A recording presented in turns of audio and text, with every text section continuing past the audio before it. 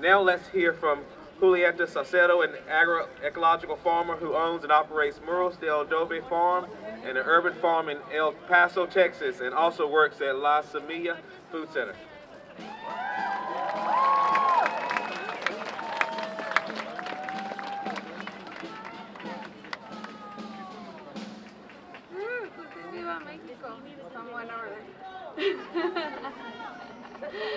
Hi everyone, hola a todos. I am Julieta, I'm from El Paso, Texas. I was born in the US, I was raised in Mexico, on just crossing a river, and my grandpa was a farmer and he taught me the value of respecting the land, of building your soil, and how your relationship with your land and with your soil dictates your future. So we hold the past, present, and future in the soil. Soil holds the story of the ground and of the people who stands on it. It is from soil that we provide our communities with food, and we are losing it. The relationship we build with soil dictates the future of our food systems. For generations, those who've been in the closest relationship with soil and with land, been the ones that have been sidelined, unsupported, and criminalized. These people are BIPOC farmers. And for generations, corporations and big ag have seen us as a source of labor and not as the farmers we are, pushing for policies that ignore our basic human rights, limiting our access to land.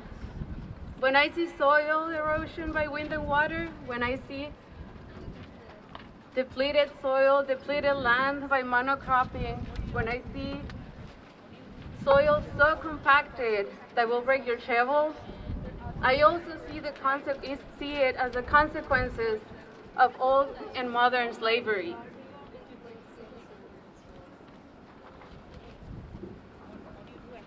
BIPOC farmers already had the knowledge. We have our traditional knowledge. We have our agroecological practices. And instead of being supported by policies for the work that we are already doing in our communities, this support is going to big ag so they can appropriate and implement these agroecological practices that we, for so many generations, been practicing.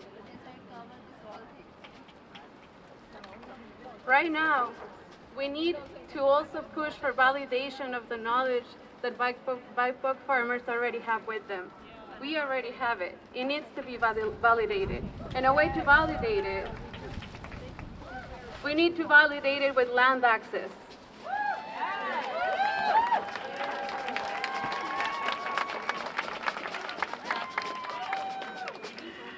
Right now, we're stuck with the land that we can afford. And a lot of times, what we can afford, because of all the systemic disparities and all the discrimination of all of the things, the programs we should have access to, we are only stuck with what nobody else want. Right. So, how does it look to not have land access, or to only have access to land that is already barren in the times of climate change? I can tell you how it looks in the Chihuahuan desert. When I started Muros de Adobe, I saw fields turn into dunes after a windstorm overnight, so many times that I lost count.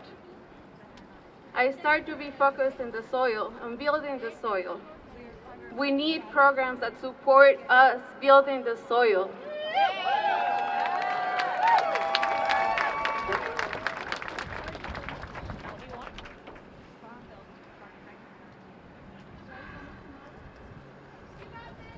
I know.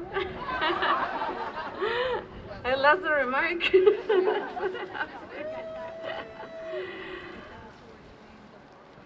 So, when you support BIPOC farmers, you are supporting the healing of the land and the communities that they belong to. When healing the land, you're healing communities. The U.S. needs to start supporting land-based movement that is being created for all the BIPOC farmers. They need to start, the Farm Bill needs to send significant investment on all these climate resilience practices that we already have.